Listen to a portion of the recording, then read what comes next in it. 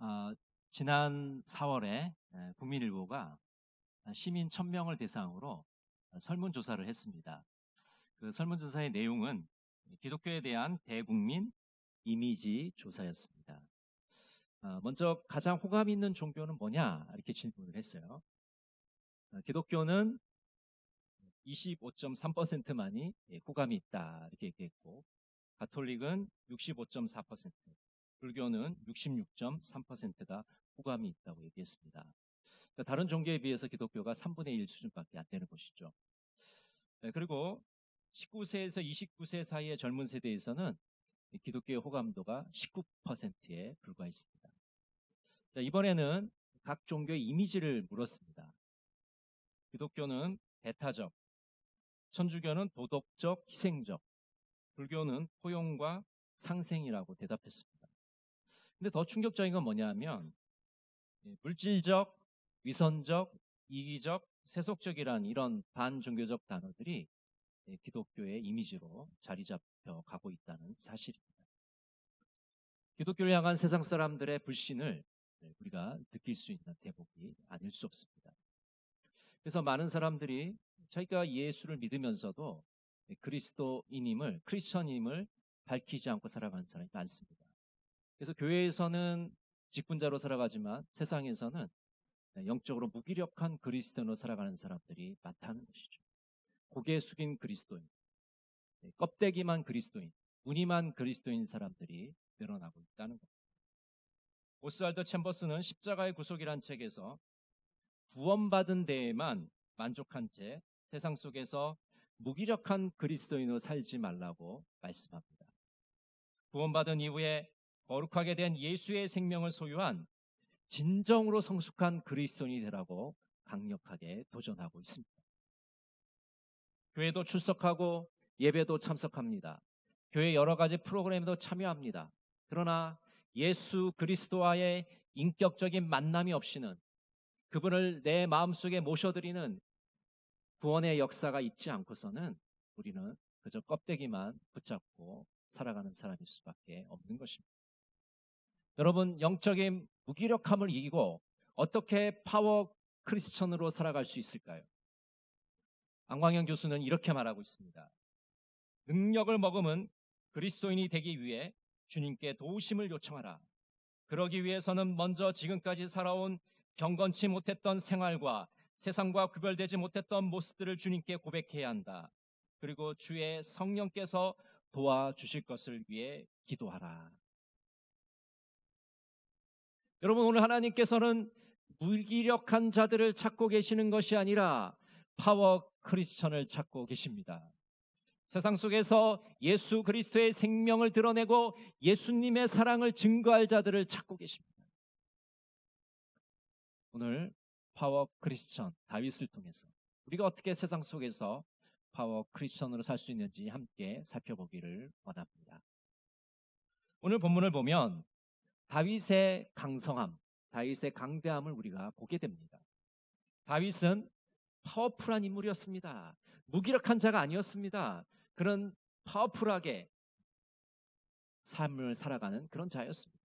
그래서 수많은 역경과 시련을 이겨내고 이스라엘의 왕이 됩니다. 그리고 수도 예루살렘을 건설하게 됩니다. 먼저 다윗은 왕이 됩니다. 사울 왕을 피해 도망 다니던 다윗은 사울이 죽자 유다의 왕이 됩니다. 사무엘하 2장 4절은 이렇게 말씀합니다. 유다 사람들이 와서 거기서 다윗에게 기름을 부어 유다 족속의 왕으로 삼았더라. 어떤 사람이 다윗에게 말하여 이르되 사울을 장사한 사람은 길랏 야베스 사람들이니이다 하며, 다윗은 도망자 신분에서 유다의 왕으로 세움을 받습니다. 그러나 유다의 왕이지 이스라엘 전체의 왕은 아직 아니었습니다. 이스라엘에는 이스보셋이라는 왕이 있었고 아브넬이라는 2인자가 있었습니다. 7년 6개월 동안 헤브론에서 유다의 왕으로 통치를 하게 됩니다. 그리고 드디어 유다 이스라엘 전체의 왕으로 등극하게 되는 것이죠. 우리 사무엘하 5장 3절을 같이 한번 읽어보겠습니다. 이에 이스라엘 모든 장로가 헤브론에 이르러 왕에게 나아오매 다윗 왕이 헤브론에서 여호와 앞에 그들과 언약을 맺음에 그들이 다윗에게 기름을 부어 이스라엘 왕으로 삼으니라. 여러분, 이스라엘 왕이 된 다윗은 얼마나 감격스러웠을까요? 이새의 8번째 아들이었고 들에서 양을 치던 양치기였습니다. 그런 그가 골리앗을 죽이고 또 사울의 눈에 들어서 이 사울의 군대 장관이 됩니다. 그리고 사울의 딸 미갈과 결혼해서 임금님의 사위가 되고 혁혁한 정과를 올리게 됩니다. 그러나 다윗은 어떻게 되었습니까? 사울의 미움을 받아서 도망자 신분으로 전락하게 되죠. 그런 그가 이제 유다의 왕이 되고 이스라엘의 왕이 된 것을 우리가 보게 되는 것입니다. 또 두 번째로 다윗은 수도 예루살렘을 건설하게 됩니다. 우리 사무엘하 5장 7절과 9절 말씀을 같이 한번 보겠습니다. 다윗이 시온 산성을 빼앗았으니 이는 다윗성이더라. 다윗이 그 산성에 살면서 다윗성이라 이름하고 다윗이 밀로에서부터 안으로 성을 둘러 쌓으니라. 예루살렘은 원래 여부스 족속이 차지하였던 그런 성입니다. 이 예루살렘 성은 난공불락의 요새였습니다. 너무나도 공격하기가 까다로운 그런 성이었어요. 그래서 여부스 족속은 그 아무도 예루살렘 성을 공격하지 못할 것이다, 차지하지 못할 것이다, 그렇게 생각을 했습니다. 그런데 다윗은 어떻게 예루살렘을 정복했을까요? 외부에서 성 안으로 들어오는 이 물길이 있었는데, 수로가 있었는데 다윗은 그 수로를 따라 들어가서 예루살렘 성을 정복합니다. 마치 트로이 목마처럼 트로이 사람들이 헬라 사람들의 그 공격을 예상치 못했던 것처럼 이 여부스 사람들은 다윗의 공격을 예상치 못했어요. 그래서 이제 예루살렘 성을 빼앗기게 된 것이죠. 다윗은 예루살렘을 정복하고 나서 다윗성이라 이렇게 부르게 된 것이죠. 그래서 성을 쌓고 정비를 하게 됩니다. 여러분, 수도를 건설하는 일은 그렇게 쉬운 일은 아닙니다. 사실 수도를 옮기는 것도 쉽지가 않아요. 태조 이성계가 개성에서 한양으로 도읍지를 옮기는데 수많은 반대에 직면하게 됩니다. 그러나 그 많은 반대에도 불구하고 이제 한양으로 도읍지를 옮기게 되죠. 최근에는 노무현 정부 때 행정 수도를 옮기려고 하지 않았습니까? 그래도 찬성과 반대라는 그런 어려움들이 있었습니다. 수도를 옮기는 것도 쉽지가 않은데 이 다윗은 수도를 정복하고 새롭게 정비하는 것을 우리가 보게 되는 것입니다. 왕이 되어서 수도를 마련했습니다. 그리고 이 예루살렘은 오랫동안 수천 년 동안 사용하게 되는 것이죠. 다윗이 강성하고 강대하게 된 것은 다윗의 개인적인 탁월함이 뛰어나서일까요?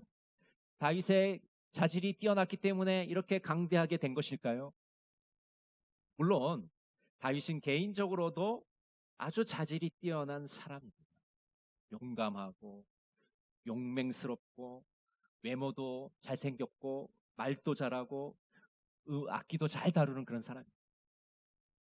그러나 다윗이 강성하게 된 것은 이유가 다른 데 있습니다. 오늘 성경은 다윗의 강성함은 하나님께서 그와 함께 하셨기 때문이라고 말씀하고 있는 것입니다. 사무엘하 5장 10절을 같이 한번 읽어볼까요? 만군의 하나님 여호와께서 함께 계시니 다윗이 점점 강성하여 가니라. 다윗의 강성함의 비결은 만군의 하나님께서 그와 함께 하셨기 때문입니다. 사무엘상 16장 18절은 이렇게 말씀합니다. 젊은 신하 가운데 한 사람이 대답하였다. 제가 베들레헴 사람 이새에게 그런 아들이 있는 것을 보았습니다. 그는 수금을 잘 탈 뿐 아니라 용사이며 용감한 군인이며 말도 잘하고 외모도 좋은 사람인데다가 주님께서 그와 함께 계십니다. 사울이 처음 다윗을 발탁할 때 젊은 신하가 이렇게 대답을 한 겁니다. 주님께서 그와 함께 계십니다. 여러분, 물론 다윗이 다른 자질도 충분히 뛰어났지만 그것 때문에 강성해진 것이 아닙니다. 파워풀한 인물이 된 것이 아닙니다.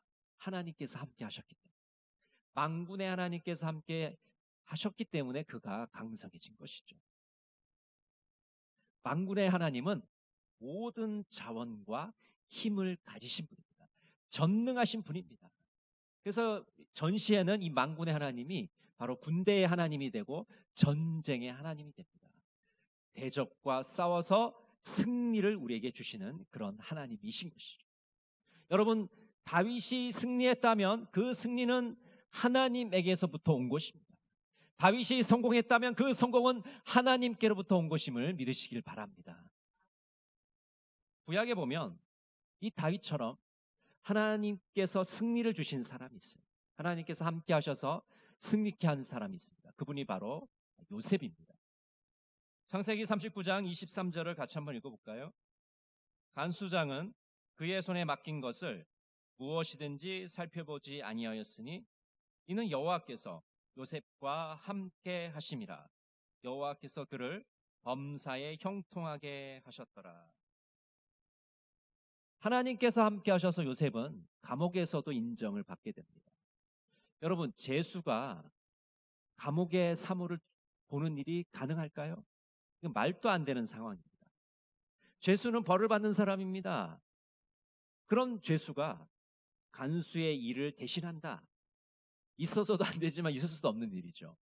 그런데 요셉은 억울하게 지금 옥살이를 하고 있는 사람인 걸 알았기 때문에 간수장이 그에게 모든 이 감옥의 사물을 맡기는 겁니다. 죄수에게 감옥의 일을 맡기고 있는 것이죠. 이런 엄청난 일은 어떻게 벌어졌을까요? 하나님이 요셉과 함께 하셨기 때문에. 여러분, 요셉의 삶을 한번 살펴보십시오. 어린 시절에 형들에게 팔려서 애굽의 노예로 팔려오게 됩니다. 자신의 삶을 원망하고 저주하면서 무기력하게 살 수 있는 그런 상황이었습니다. 근데 요셉은 그렇게 살지 않았어요. 그는 하나님의 함께 하심을 믿고 살았기 때문에 형통한 삶을 살게 됩니다. 애굽의 국무총리까지 이르게 되는 삶을 살게 되는 것이죠. 요셉이 승리할 수 있었던 이유, 요셉이 강대할 수 있었던 이유는 바로 하나님과 함께 하였기 때문입니다. 다윗 역시 하나님과 함께 하였기 때문에 사울의 두려움의 대상이 되었습니다. 사무엘상 18장 12절을 같이 한번 볼까요? 여호와께서 사울을 떠나 다윗과 함께 계심으로 사울이 그를 두려워한지라. 여러분, 사울은 이스라엘의 왕이었습니다. 다윗은 그 당시 들에서 양을 치던 양치기에 불과했습니다. 임금님이 일개 양치기에게 두려움을 느낀다? 말도 안 되는 것이죠. 근데 거기 앞에 이런 전제 조건이 있어요. 하나님이 사울을 떠나 다윗과 함께 하시니라. 하나님께서 사울을 떠나셔서 다윗과 함께 하셨기 때문에 사울이 다윗을 두려워한 것입니다. 무서워한 것입니다. 여러분, 세상이 우리를 만만하게 보는 이유가 뭡니까? 우리가 하나님과 함께하지 못하기 때문에. 거꾸로 우리가 하나님과 함께하면 세상은 우리를 두려워할 줄로 믿습니다. 사도행전 19장에 보면 바울의 3차 전도 여행이 나옵니다. 바울은 에베소에 가서 2년 동안 두란노 서원에서 강론을 하게 됩니다. 근데 말씀도 전했을 뿐만 아니라 이 사도 바울에게는 능력도 나타나게 되었어요. 그래서 사도 바울에게 손수건이나 앞치마를 이렇게 몸에 두었다가 병자에게 그것을 가져다 주며 그 병도 낫고 악기도 떠나는 그런 역사들이 나타나게 됐습니다. 정말 놀라운 역사죠. 그래서 그 당시에 이 마술사들이 많았는데 떠돌아다니는 마술사들이 굉장히 많았어요. 그래서 사도 바울이 하는 것을 보고 자신들도 예수님의 이름으로 그 병자들에게 명령하기 시작했습니다. 예수님을 사칭한 거죠. 예수님 믿지도 않은데 그냥 흉내만 낸 겁니다. 근데 유대인의 제사장 중에 스게와라는 사람이 있었는데 이 스게와의 7 아들이 있었어요. 근데 이 아들들도 마술사들처럼 예수님을 사칭하면서 예수님의 이름으로 병자들에게, 귀신 들린 사람에게 명령을 내렸어요. 근데 어떤 일이 벌어졌습니까? 귀신이 듣고 이렇게 대답합니다. 내가 예수도 알고 바울도 아는데 너희는 누구냐? 그러면서 그 사람들 위에 올라타서 그 사람들을 눌러버려서 그들이 깜짝 놀라서 벗은 몸으로 도망을 쳤습니다.